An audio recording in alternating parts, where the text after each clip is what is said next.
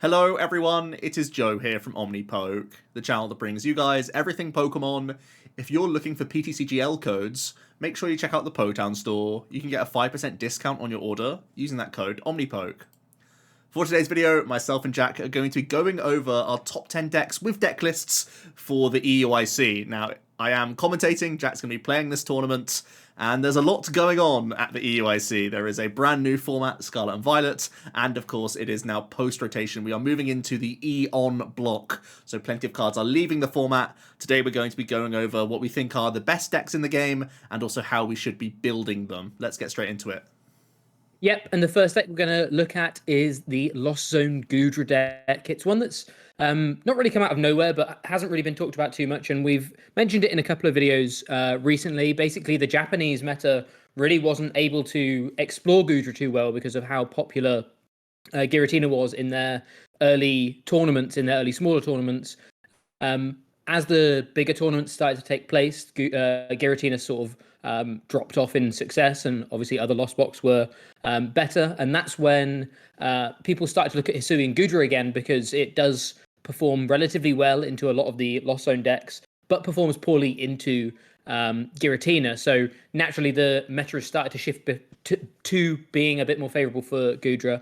And I think we're now really starting to see a format where Goodra can be really, really strong. We've both been testing it quite a lot recently, and both really, really like the deck. To be honest, it's felt very smooth. I haven't really played with it myself, but I've been seeing Joe playing a lot, and I've played against people playing it, and it feels very smooth. It feels kind of linear, but like a really good, not like a linear. There's only one way to do things, and you're not really going to be doing anything special. That's kind of the case, but you're doing something really, really powerful in that you're taking a knockout every turn against a lot of these Lost Box decks, whilst also being really, really tanky and staying out of the range of a lot of attackers, which is very, very appealing. I think the list looks quite different in terms of sort of the old way we used to see Goodra. There's a much more, in the list we're presenting here, we're much more reliant on Melanie. And I think that's really key, because you just want to be as consistent as possible, getting into that rolling iron as quickly as possible. And then basically, once you've got into the rolling iron, it's just a plethora of other support-based cards and, Roxanne, Boss, Raihan, those kind of things, to just make sure you can carry on that game plan throughout the rest of the game. It's relatively simple, but it's really, really powerful. And I think whilst the matchups aren't necessarily or are sort of a bit unknown for it at the moment, I think the more people try this out and the more people actually take this to tournaments, we're going to start to see some very, very positive matchups and a positive outlook for the deck. And in general, I think the strategy and the kind of things that you're doing every game is quite similar. It's going to be quite a good one for people to just pick up. So yeah, it's one that's really quite low on our tier list, but that's basically just down to it's kind of only just been discovered in the past 3 or 4 days in terms of how it's performing in the meta. I think if we were to do this video again in like 2 weeks' time, this would definitely maybe even break sort of the top 6, top 5 decks. We just want to make sure that the results are there. So yeah, it's a really, really solid deck, kind of, performing as that Lost Zone engine that we know about, but having a really, really powerful attacker that deals with a lot of the Lost Zone decks, which obviously are going to be pretty high on the tier list. No spoilers there. So yeah, really, really nice build. There's a couple of other options compared to what we've got in the list, though. We've got Temple, which is actually really helpful for dealing with Lugia, which can sometimes be a sketchy one here and there. You're able to sometimes completely stop them from attacking if they're trying to attack with things like Tyranitar, because you switch off their energy. But also it turns off their V-Guard energies, which means with a Choice Belt, you're able to take out Tyranitars and trade quite well, whilst also presenting, obviously, having a huge amount of HP. So being able to either catch back up or just stay out of range for a turn and try and take an extra knockout here and there. Zamazenta is quite a nice one prize option. It's been in and out of lists, and I think it makes a lot more sense theory-wise than it does sometimes in practice, because it's sometimes hard to weave the whole combos together, especially when you're playing a mix of choruses and melodies and stuff, and sometimes you're getting to tutor cards and sometimes you're not. So it's sometimes quite hard to weave it in, but it is a really, really nice one prize attacker. Can perform really well into some Lost Box variants as well, because again, it's quite tanky as a one prizer, but I don't really think you need the assistance there. So it's more just trying to add in an additional tempo one prize attacker rather than just Cramorants. And finally, V-Guard Energy, just to really lean into the tankiness of Gudra. Obviously, V-Guard plus Rolling Iron means that you have effectively 380, which is just crazy. And that's, yeah, there's not really much that can deal with that. So obviously, you have to start eating into your basic energy count. And because we're so, our Melanie count is much higher than old lists, it sort of gets a bit weird there. So it's a little bit counterintuitive, but it's definitely one to try. And I think, again, a well-placed V-Guard hero there for a turn or two can actually just mean Gudra stays and lives so long it takes 2, 3, sometimes 4 prizes just because you're walling, and then you get to Moisture Star and carry on walling. So yeah, really, really nice list. I think one that will creep up the tier list, but right now it's right at the bottom just because it's basically only just broken onto the scene. But our prediction is it's going to be a very, very, it could be a very, very well positioned choice going into this weekend. In at number 9, we have Miraldon Regieleki. Very highly rated by the community. Its results are quite iffy, though. However, it has just had its first breakout performance in a Miyagi Champions League, actually, where it was able to win. And it won in quite a different fashion. Like, the list was quite different to how I think the general consensus really was for Miraldon, where previously it was a lot of Klefkis trying to buy turns while you did a hit-and-run tactic with Regieleki V in the opening stages.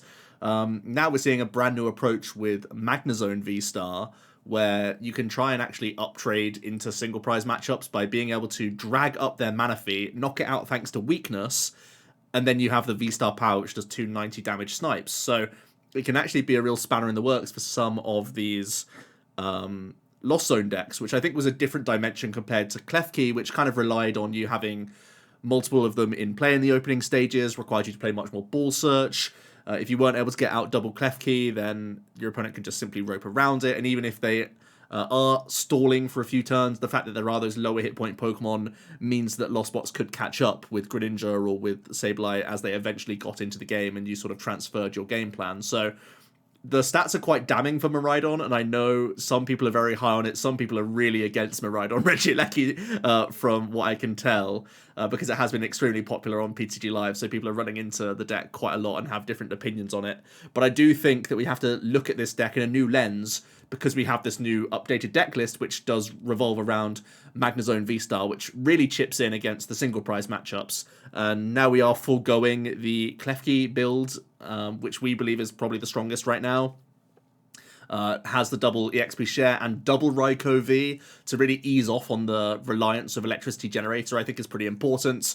Although Generator is still that big card that helps you pop off early with early tempo pressure, which will be still really important in multi-prize matchups, having the Raikous and the double EXP share that you can tutor with Arven makes life a lot easier for you to just carry on that chain of attackers just with manual attachments on top throughout the game. So even if you only hit like 2 generators in the game, that should still be enough to sort of top you up. Also, you actually can use that V-Star into multi-prize matchups as well, of course, because it can also tutor item cards, which can also be pretty handy for you. We've tried to simplify the list a little bit from the Miyagi list. We've added in more Gust, specifically. Having 2 Serenas in here adds to your overall draw count, but also adds to your Gust count. And I think when we're a deck that plays all multi-prize Pokemon, it's very important for us to be taking out other multi-prizes.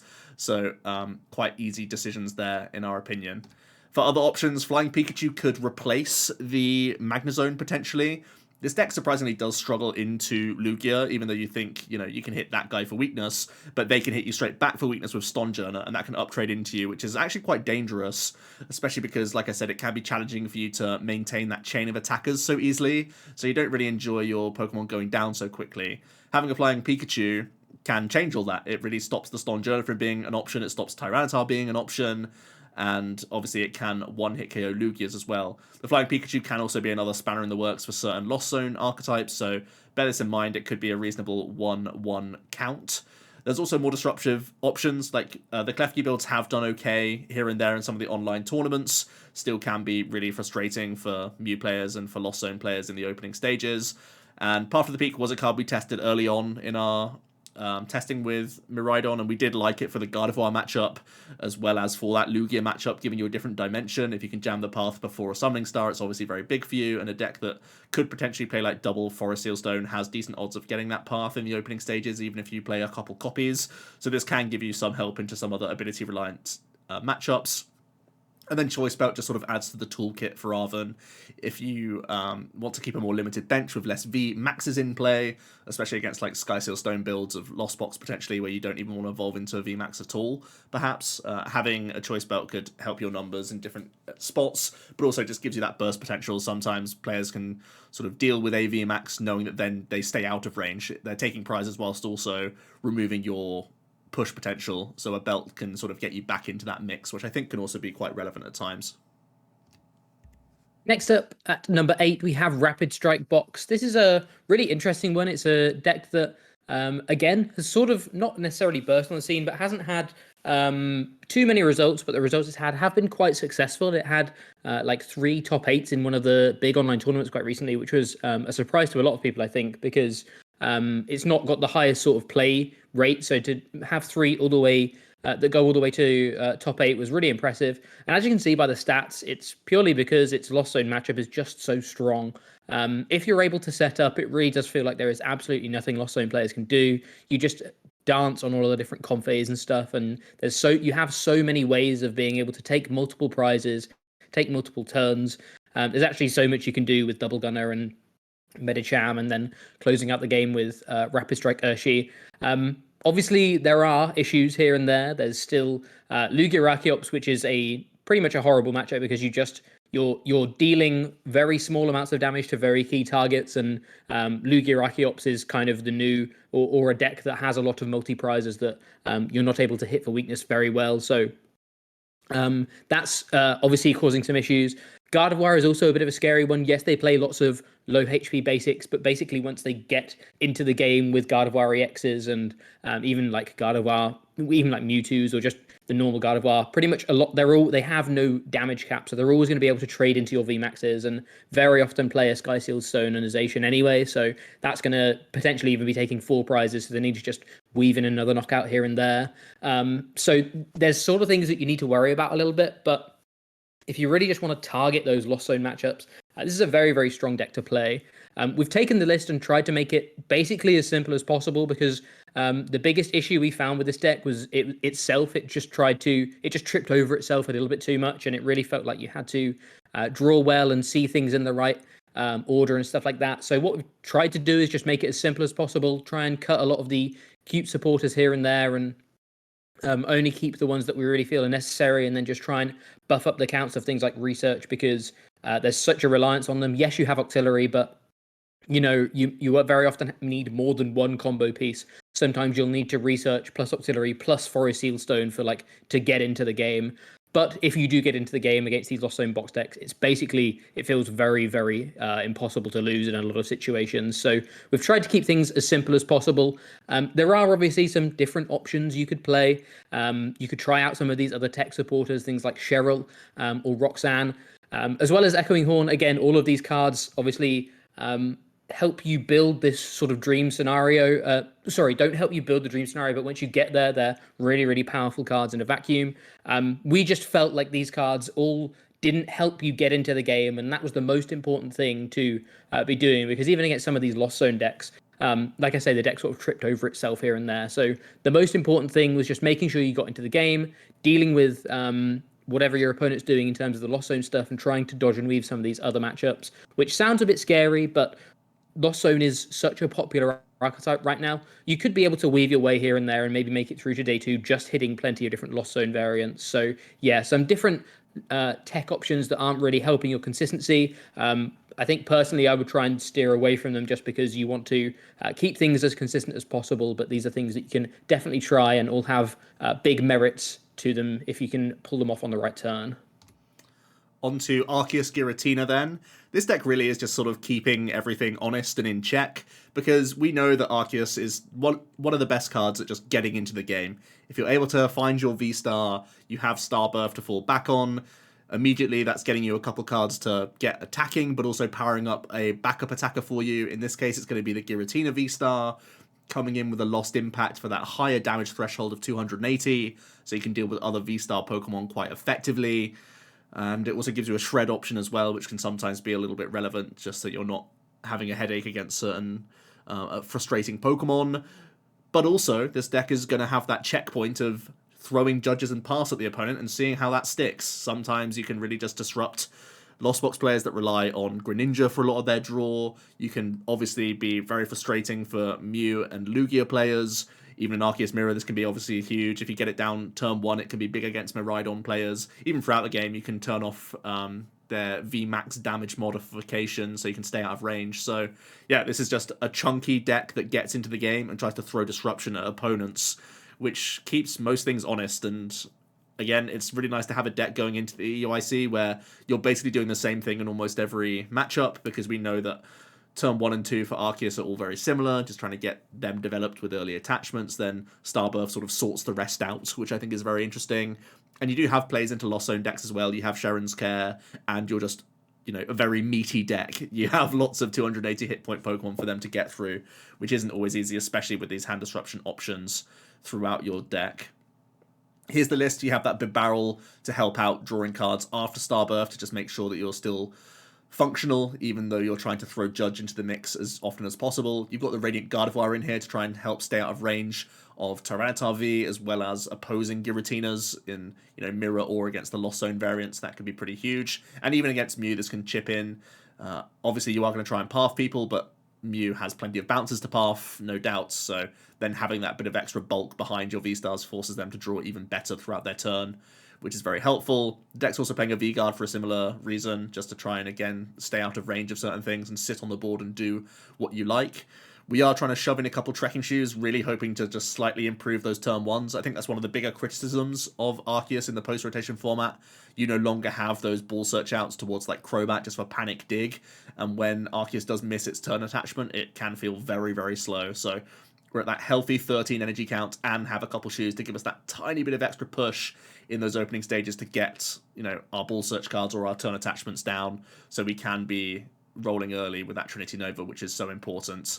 There are a few other options. If you want to squeeze in a 1-1 Flying Pikachu and then slightly change up your energy count, that's actually fine. The Flying Pikachu, like I said, really helps out against the Lugia and can also add a different dimension to the Lost Zone matchup. Squovet's an interesting one, actually, obviously, because you are playing Barrel, and essentially against every matchup that isn't Lost Zone based, you can put this into play, and it just really makes your Barrel far stronger as a draw engine.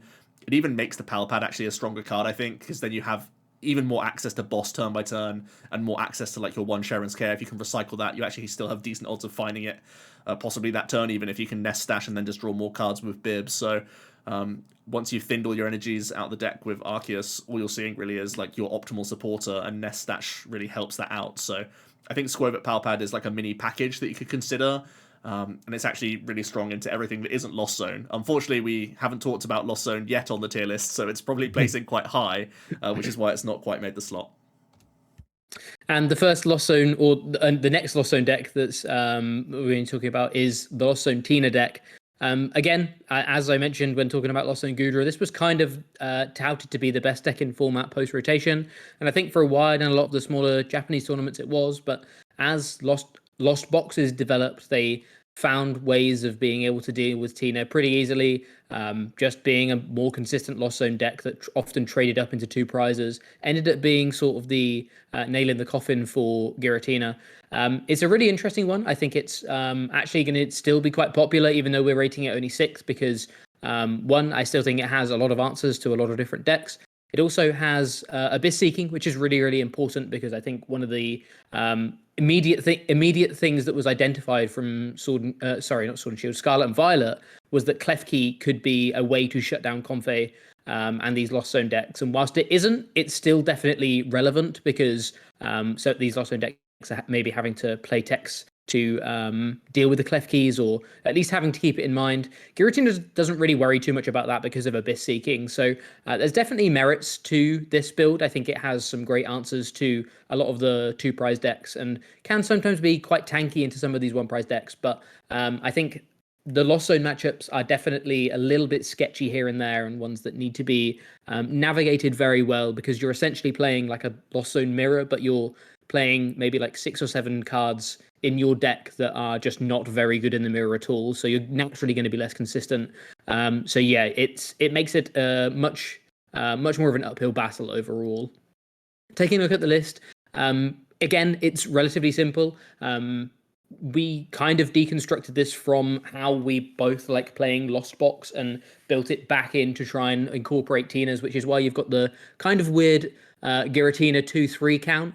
It's actually because in those Lost Box matchups, you really don't want to see Tina too much at all. So this sort of weird 2-3 count is, trying to not start Tina and ended up having it as a lost condition, but still having access to them in the matchups where they're really important.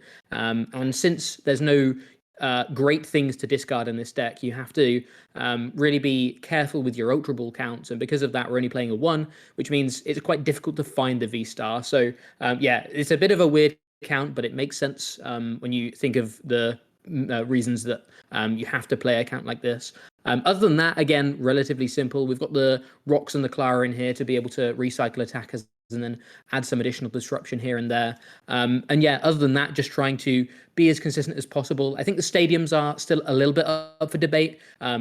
Beach Court is obviously really, really strong in these Lost Zone decks, but a lot of the time you're going to see Lost Zone Mirrors playing down Beach Court for you. You're going to be seeing it in various other decks. So you can get away with maybe only playing the 1 and playing a Temple to help out against things like the Lugia, but also, taking trying to put up additional roadblocks against basically every deck that's been playing Special Energy right now. You've got things like Drapion plus Temple to try and buy turns against Muse and stuff like that. It should be relatively easy. So yeah, relatively a simple list. Nothing too crazy. I think Double Recycler is the only other thing that's really worth noting rather than the additional energy count, because you want to be using concealed cards so often in this deck. It's really, really important to just see as many cards as possible.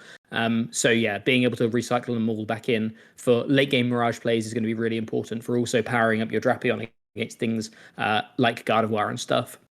Other options wise, you can always add in some Poker Gears. I think Poker Gear is actually really strong in Lost Zone decks right now because hitting turn 1 Colress is so important now that we don't have Scoop Up Net. You can't sort of cheese your way into getting to the 4-card count into the Lost Zone. So I think Poker Gear is definitely really viable right now.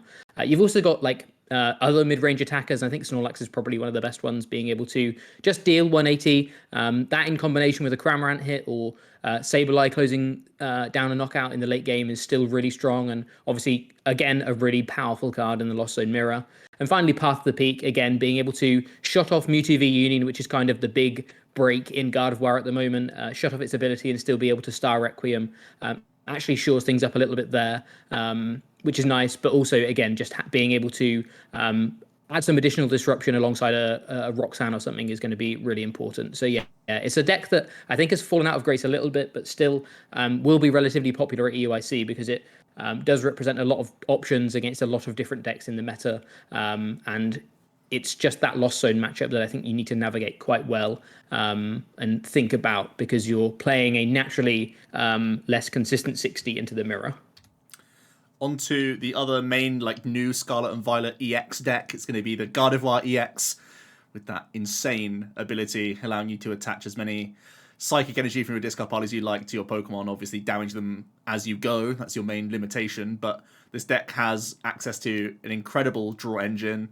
Even it has access to that Mirage Step attack from Curlier to help you get all of your Curliers rolling into play, and you also have Refinement from that stage 1 as well, which just helps you cycle through the deck. That's kind of the name of the deck, where you're trying to see psychic energies and then pitch them as you go. That can be your sort of energy reservoir for you to then embrace all in one go onto certain Pokemon to uptrade with either your Shining Arcana Gardevoir as a 1-prizer uptrading into multi-prizers, or with Zacian and Skysail Stone obviously into V-Max and V-Star Pokemon for that uptrade as well.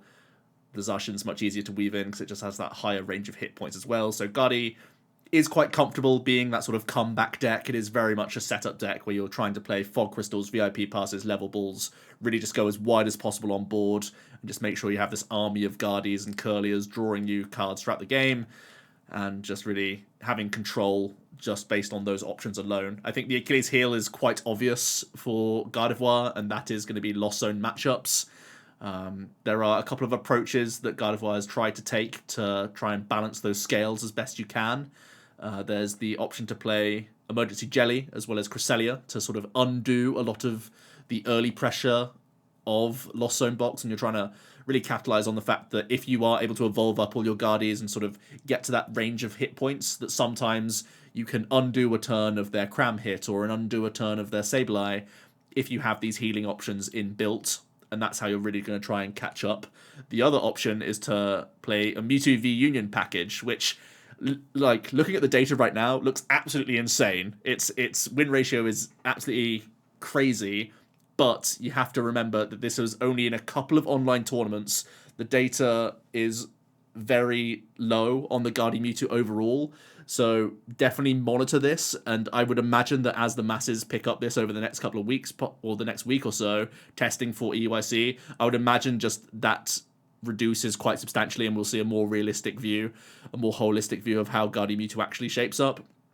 Because essentially a couple players piloted it and then spiked the tournament, getting 2 top 4 placements, essentially. So it looks like a no-brainer, by far the best deck in the world, but that's only because we have such little data to go off of right now for online tournaments. That said, Mewtwo V Union has that game plan into Lost Zone box where it will attempt to make the V Union on a Roxanne turn, and then say, well, I can start sprinkling across the board, taking multi-prizes and catching up, and hoping that because I've used Roxanne, it's hard for a Drapion to piece together multiple gates or even get turn attachment right hand gate or whatnot, all from that lower hand size. That's kind of the main game plan with the V Union.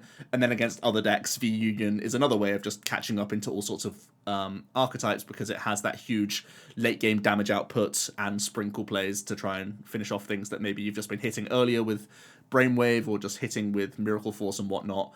That's one of the best combos. Like, just sprinkling counters whilst Roxanning and taking out multiple attacking threats is just a great way for you to make a comeback. You almost checkmate the opponent with this build, is kind of the approach you go for, and you just rely on just a ton of refinements to build up that combo. Let's have a couple of deck lists examples then. This is the jelly-based build. I still feel Champions Festival is by far the best in this approach, because this will be the build that tries to use Brainwave lots with your Shining Arcana Guardies, so allowing yourself to get one additional Psychic Embrace onto your Gardevoir is massive. I really feel like this is the strongest stadium that you could be playing in the deck. Outside of that, it's trying to keep things pretty consistent. I've kept the supporter line for a long time, and I much prefer this line of just having 2 ofs with plenty of the draw 3 supporters, the Workers and the Miriams, over having lots of 1 ofs like Palpad, then Arven as a 1 of, and the likes of Clara as well. These cards are obviously helpful, but they have to be timed so much more specifically than these draw 3s that are constantly good and constantly helping you grow that hand size to just get into the game faster, which I think has to be the priority of Guardi overall. And Miriam still provides that Pokemon recovery, and we already have so much access to Ball Search that it's not really a huge issue. And then the V Union build, the biggest change is actually how convoluted the supporter line ends up being. This one has to be a lot more sort of wide on its supporter count, because it relies on research a lot more. So you need Palpad to supplement this and have 1-ofs working around your deck, because this one is even more focused on discard, because not only do we need to get plenty of energy in the bin, we also need to get our Mewtwo in the bin at the same time, all 4 pieces. That's why you'll see a Peonia in here as well to give us access to prize cards. Cook comes in so we can attach energies to Mewtwo all in one go, then Cook to heal that Mewtwo, so then you sit there with 310 hit points, which is pretty monstrous. Or you have the alternative with Roxanne. Both of those are available to you. This one is playing Miriam and Clara. The difference in why I like Clara in this build is because you only play 1 Arcana Guardi, so getting instant access to that back is slightly more helpful than just having a Miriam and hoping to be able to like trade back into that card. The other space that this takes from, compared to the previous build, is that it plays no rare candies, so it is much slower. It is just trying to like draw through its deck and get towards that combo and catch up in that way. For other cards you can think about, Gallade can give you access to supporters, especially if you're playing that Guardi approach. The V Union approach. This can be even more important because we play such a diverse pool of cards. Klefki can be a way of slowing down some archetypes. I have heard rumors of Klefki plus Hatterene V, similar to how we've seen the Shadow Rider deck come about, where you're trying to keep Mischievous Lock open for as long as possible. Another way that you can try and target Lost Zone box. It's one that I'm a lot less confident in, because I think this deck needs to focus on draw as much as possible to get anything done, and I think Klefkis don't help you get there. It sort of puts a strain on how many VIPs and stuff you find in those opening turns. There's the option for Rescue Carrier for additional Pokemon recovery. This is obviously very helpful, especially if things are targeting the likes of Manaphy, as well as your Curliers in certain situations. And then there's Collapse Stadium. This is sometimes an alternate, if you're not able to access Champions Festivals, this could easily be a one-of, where you can do some really funky plays with this Collapse Stadium. You can get rid of multi-prize Pokemon, including your EX if you have enough Curliers down on the board, so then you leave an entirely one-prize board state, knowing that the following turn you can recycle Guard of White EX, put it back into play easily, and then like pump up your next attacker all in a go. So yeah, the Collapse Stadium can also make some really funky stuff happen. Next up, we have Mew VMAX. It's number 4 on our list. Mew is just that constant factor. It always is. It draws the most cards. It gets into the game the most. And that's exactly why it's still in this top 5, or it is in the top 5 of our tier list, or our top 10 decks, because basically it can just do what it needs to do every game. And when you're not worried about, can I actually achieve my outcome or anything, it's always just going to be drawing lots of cards, more cards than basically any deck is. And you've got options for being a disruptive build or a aggressive build. But yeah, it's just that constant. The format always has decks like this. The constant, just actually achieving your game plan and deciding that you're not going to try and do anything fancy. You're not going to try and win every matchup with different techs here and there. You're just going to draw the most cards, see the most of your deck, and just actually achieve what you're trying to achieve every single game. And it's as simple as that. You can have the aggressive approach of the Meloettas and things like that if you're trying to really hone in on some of the 2-prize or multi-prize matchups. But there's also obviously the Roxanne path, Judge path sort of disruption DT build that is obviously way more popular nowadays. Realistically, this is, we feel, much better into some of the Lost Zone decks, because you can just be firing off Judges for multiple turns, really trying to disrupt their setup and force them to draw as many cards as possible whilst you're taking out Conveys and things like that. So there's definitely options for both, and I think there's merits to both for sure. It just depends on how you want to, or what areas of the meta you really want to target. Taking a look at some lists. The first we're going to take a look at is the DTE build. Again, nothing too dissimilar to DTE builds of the past. Basically, the new cards in this deck are pretty much the Nest Balls over the Quick Balls. Nest Ball does feel like a downgrade, which is a real shame. That's why we've only got a 3 count and we've got a Feather Ball, because they're no longer just always hand thinners. Sometimes they're actually the complete opposite. They sort of clog the hand because you've got a full bench. So the deck definitely feels a little bit less consistent, but you're still able to draw plenty of cards, and like I say, you're still going to be drawing more cards than basically any other deck right now. Other than that, I think the stadium count is really important as well. Path of the Peaks are obviously the bread and butter of the deck's disruption arsenal, that along with Judge trying to stop things, but also Lost Cities are really, really important right now, because everyone knows how consistent Mew is, so everyone is thinking about or playing Drapions.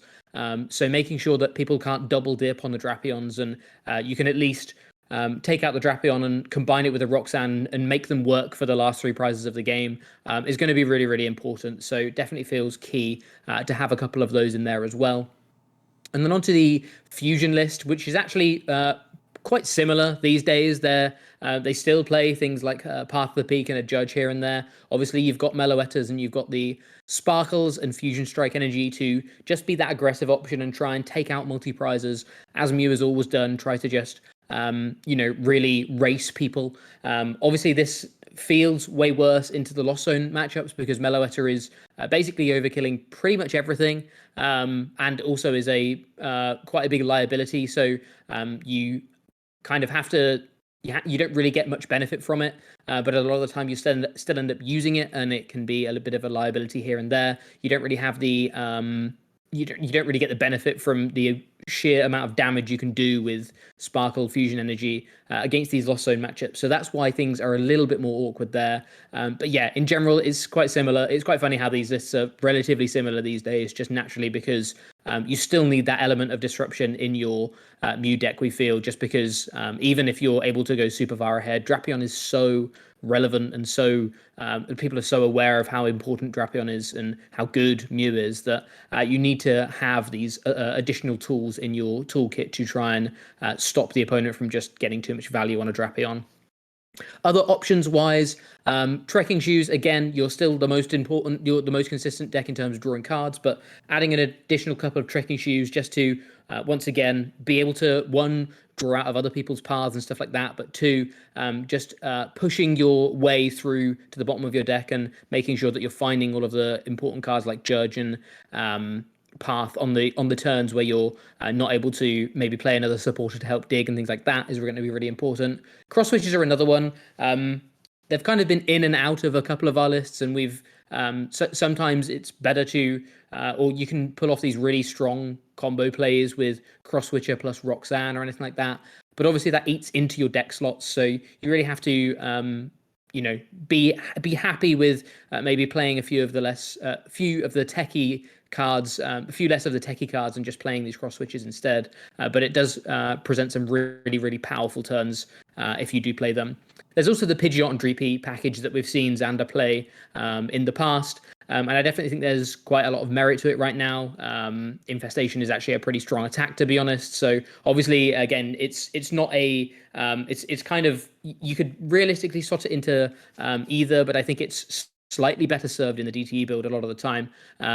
But yeah, it's an option for you to be able to try and find alternate win conditions here and there, and actually seems quite interesting right now. But again, these aren't Genesects, and Pidgeot in particular, whilst it can jump its way back in, isn't a Fusion Strike Pokemon. So if you end up starting it, you're going to have to, find ways to move it and things like that. So it's not completely without its downsides, but it could be an interesting way of trying to find an alternate win condition against a couple of matchups, or even just matchups where the opponents have spent one or too many energy, and you can try and stall something out and close the game out that way. So yeah, interesting options for sure. On to Charizard Lost Box. This is the less favoured by the community, but we still feel this one has a ton of power behind it. It was one of the first ones we started building in the post-rotation format, and it's always been on our testing table ever since because it's continued to impress us, simply because Radiant Charizard is still one of the most efficient and strongest attackers in the game, and with all the Lost Zone builds having to play Clara now, this is just the best Clara abuser, essentially, because as the game extends, this is just a phenomenal card to recycle over and over again for that extremely high damage output for a one-prize Pokemon. You simply map out your game to be early tempo prizes with Cram, setting up damage counters with Sableye and taking prizes where you can. Also that a Charizard can come in and sweep with even just like one or two attacks can be enough. So it can really create some checkmate situations. Yes, there are worries about changing your Radiance and not having the added draw potential from a Greninja, but this list is much more sort of streamlined in its goal, where often it has more space for switching cards and even playing Lost Vacuums to help you get to 10 in the Lost Zone with your Sableye option faster. So that's how you'll try and navigate the Lost Zone box matchup. Quick note on the matchup chart that you'll see down there. Unfortunately, we can only lump all of the Lost Zone decks together, so this information probably isn't all that helpful, unfortunately. You'll have to do your own testing with the various Lost Zone decks, because we unfortunately don't have that split in the data. But looking at the list, there'll be some interesting cards that you'll notice straight away. There is a Miltank in here that's actually specifically in the list to help out against Klefki, because that is one of the issues of playing a Radiant Charizard-based build, is that you don't have many proactive answers at dealing with Klefki outside of just having ropes or having cross-switchers. So having this Miltank gives you a 2-turn attachment attacker to just start dealing with Klefkis, which is going to be very important for the Shadow Rider matchup, or very important for some Rhydon matchups as well, whilst also having that added ability that can sometimes be frustrating and for a spanner in the works, especially because you're already playing Claras in the deck. The fact that you can randomly just make a late game Miltank if you know your opponent is low on boss's orders or whatnot, that can just be frustrating for them, even if you slow attach towards this card. But outside of this, everything else is more or less pretty streamlined in what you're trying to do. Leading into Raihan and Magma Basin gives this deck ways of building your Charizard faster and not having to wait until the very late game for this card. You can weave it in quite quickly after you've got in there early with Crams and Sableye and whatnot. This sort of Lost Box build also has the space for cross switchers, which is one of the biggest selling points. It takes full use out of the likes of Raihan and Clara because of this, because your supporter is committed to other things, so you can cross switch things up, which is exceptional. So yeah, a lot more linear, a lot more reliant on that Charizard, but at the end of the day, it's a super efficient attacker as you work towards the late game. There are a few other options. If you want to make that Charizard even faster, you can try working in Double Turbo Energy or Mirage Gate. These specifically can be really good cards to pick from Raihan, just have very early Zard pressure. And there's also the option of Echoing Horn, can be handy in Mirror, just bringing back lower hit point things for you to sprinkle, can be helpful against chunky multi-prize matchups because you can bring back a V Pokemon, then look to cross-switch it up or use Escape Rope to bring that guy into the active position for Charizard to get over the line against it as well. On to number 2, and we have Single Strike Lugia. Lugia, I think, initially was a deck that seemed like it was a bit of a meme, and it was going to be absolutely butchered with the rotation. And whilst when you look at the list, you'll see it's pretty casino these days. There's lots of coin flips. It actually is when you split up the Lost Zone variants, and even when I think you combine this Lost Zone variants, it's only just in second place. But when you split up the Lost Zone variants, it's actually the leading CP earner if you equate CP to these tournaments that we've seen so far. So evidently, being able to Summoning Star 2 Archeops out is still incredibly strong to no one's surprise because you're getting basically 5 attachments per turn, which is just crazy. Obviously, the list now focuses on single strike attackers and really trying to take advantage of weaknesses and things like that instead of sort of a toolbox of attackers. This deck really feels like it can pretty much beat anything if it's able to flip a couple of coins in the right way in the early turns.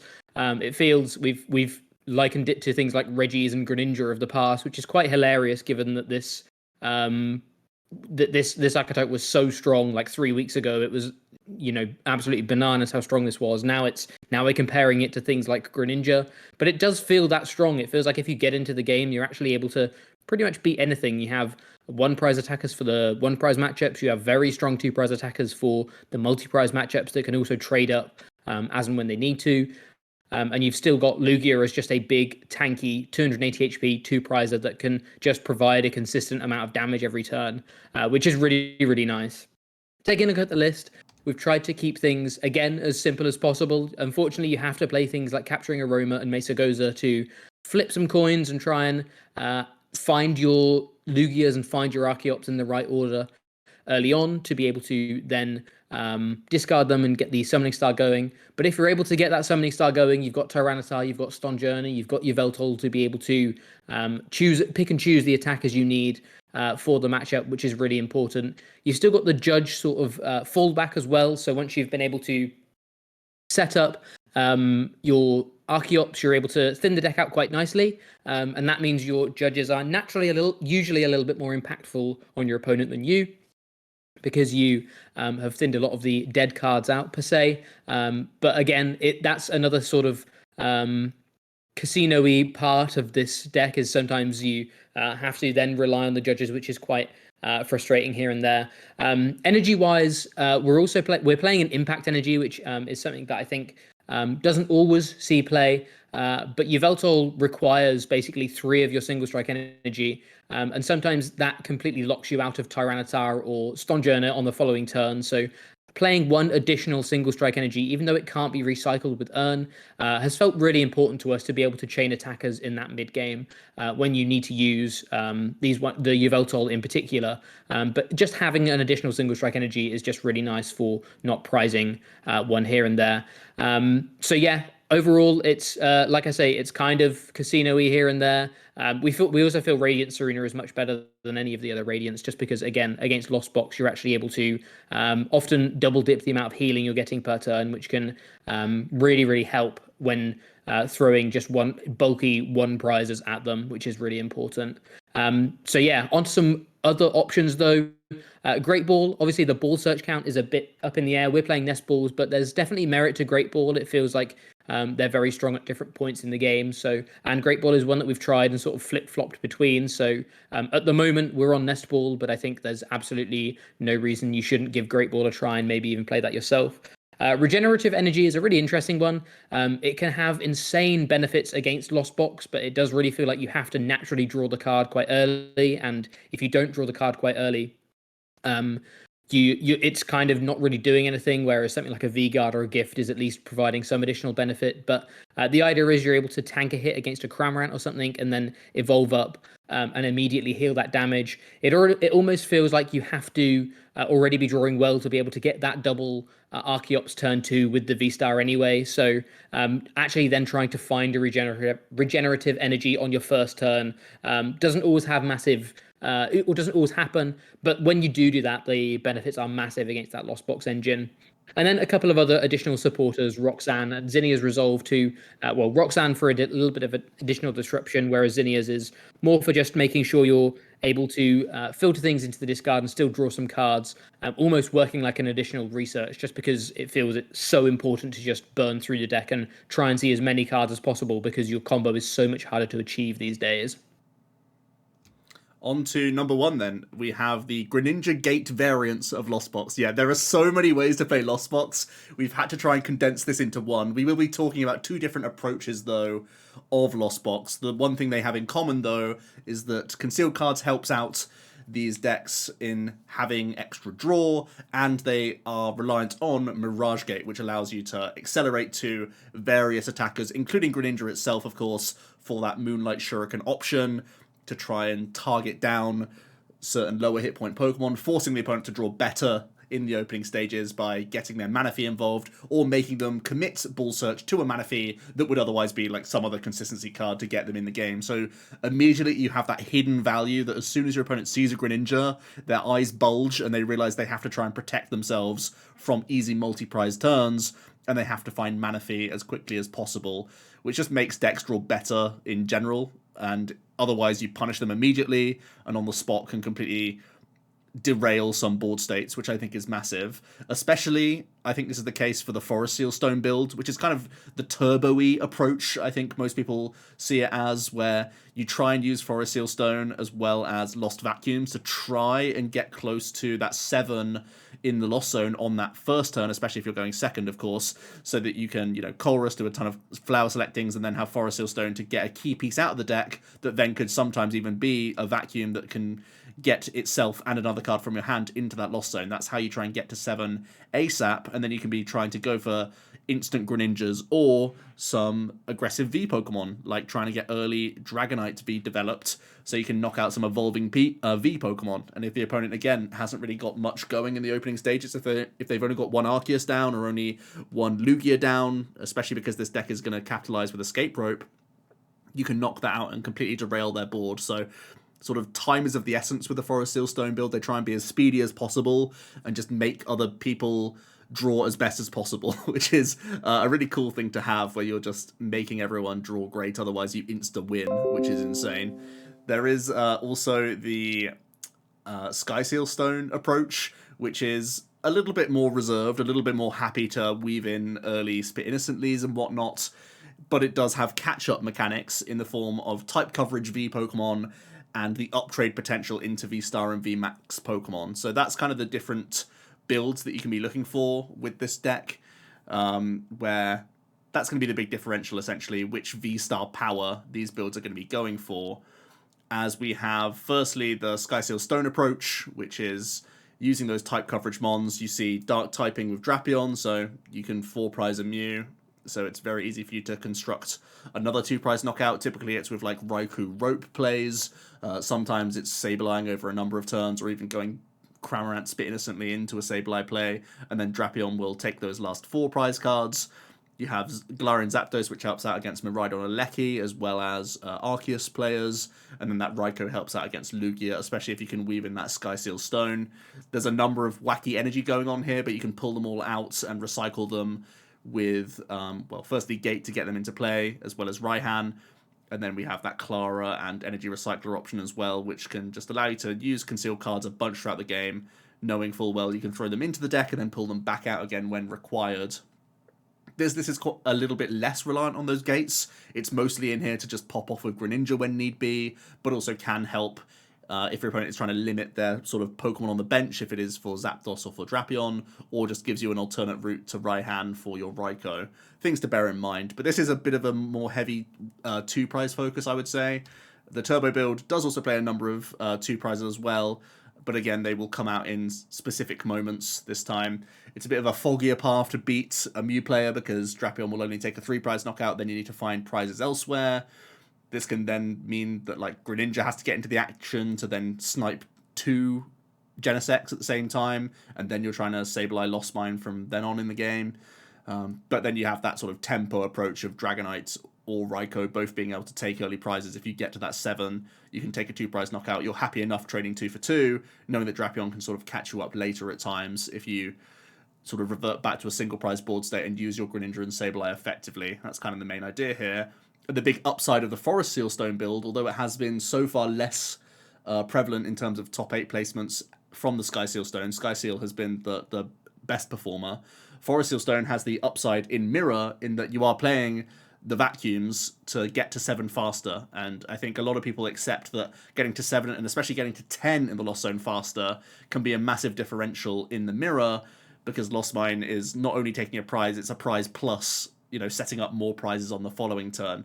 And more specifically, if you're knocking out your opponent's Manaphy, then the alarm bells start ringing. They need to start playing their Claras, and if they're using Claras, they're not using Colrus, so it can delay them even more than 1 turn from a Lost Mine at times. So it can compound that interest that you just sort of pressurize that Lost Zone so much that you're much more in control of that game in the Mirror. So that's a real temptation for this build as well.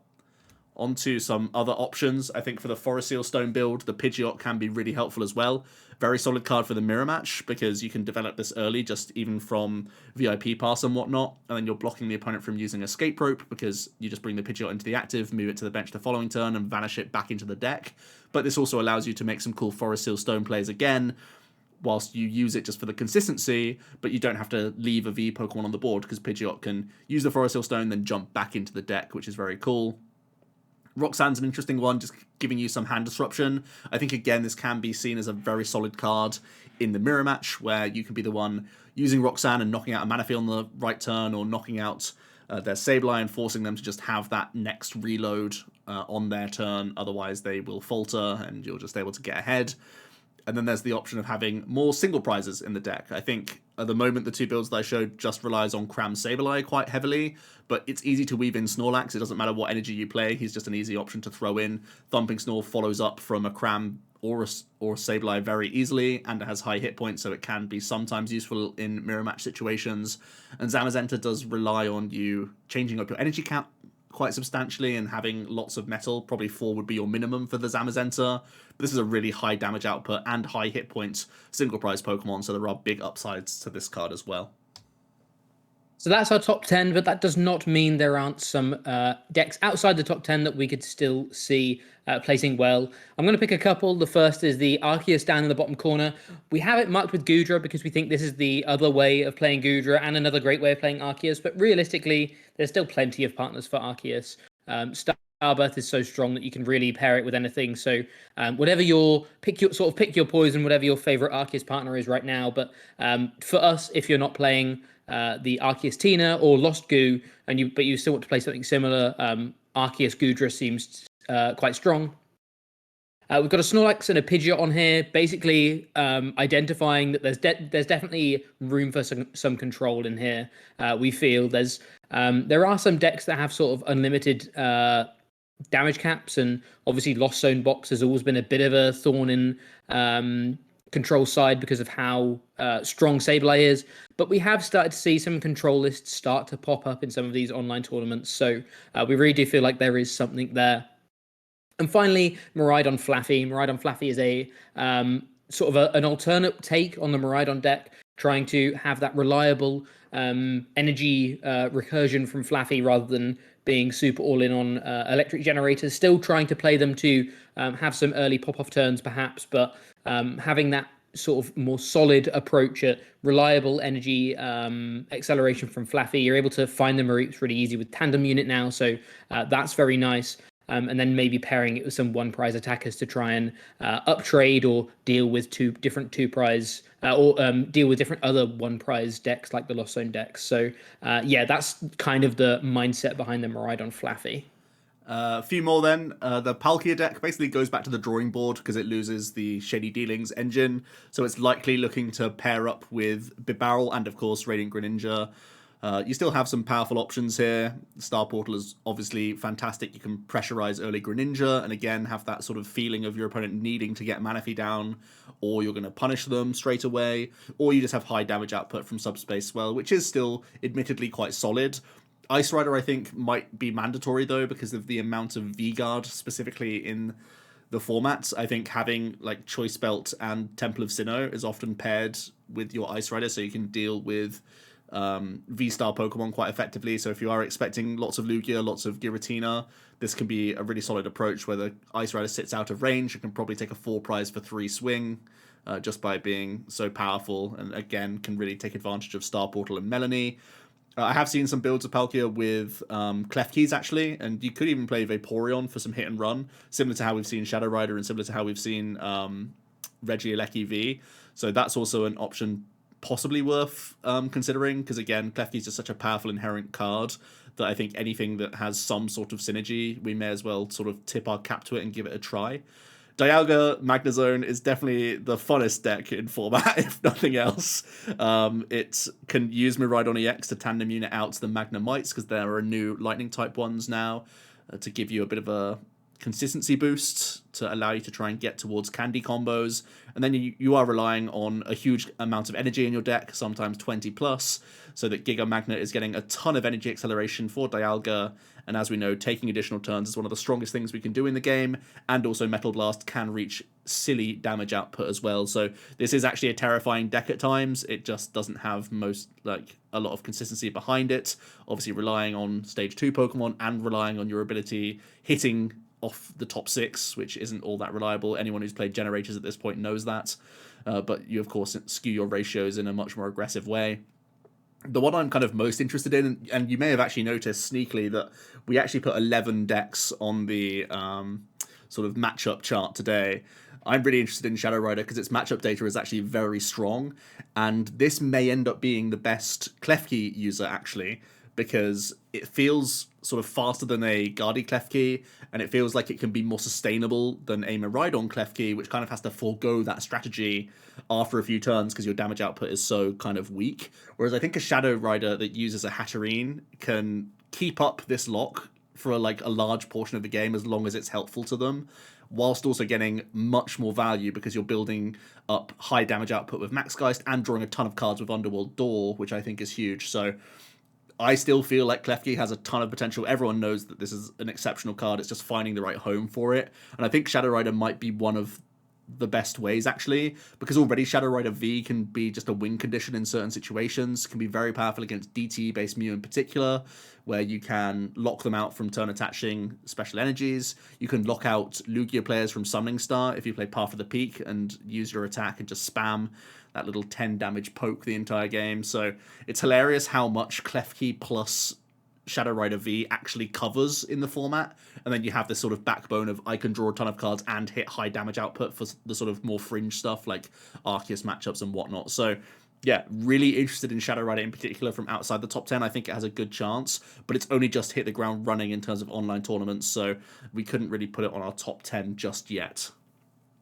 And that's it. So EUIC is just over a week away. In fact, this time next week, as of when this video is up, we'll be playing day 1 pretty much, which is crazy because it feels like it's come around quite quickly. Make sure you let us know down in the comments what you think you're going to be playing. Maybe there's a deck we've completely missed that's not even on this slide. Maybe there's something that we haven't quite seen yet, or maybe there's something that you feel is up and coming that you think actually deserves to be in this top 10 from this slide, or maybe deserves to be a little bit higher based on where we placed it. So yeah. Yeah, really happy to be commentating. Jack, you've still got that pressure cooker you're having to play and still test a ton. I've been happy to just dart about and just be experimental with all these decks, but I have really enjoyed it, and I have enjoyed this freshen up. Even though it looks like on paper there's still Lugia, Lost Box, and Mew like all towards the top end, I think they've changed enough in a refreshing way that they all feel a lot fairer, I think, in the game, to be honest with you, that I feel like everything is going to be closer to sort of 50-50 matchups. Which I think is pretty enticing for the game, and I think it's good for the health of the game overall. So Really excited about the shakeup. I also think that Guardi is that sort of great unknown where it just has so much raw potential that if there is a list that we haven't seen yet, or if the Guardi Mewtwo is as good as the early stats are saying, that it could just completely change the meta in a way that we haven't expected as well. So much to look forward to for this tournament. I hope you guys are all preparing and excited for it as much as we are. But that's it for today's video. Thanks for sticking around, and we'll be back for another one tomorrow. Cheers.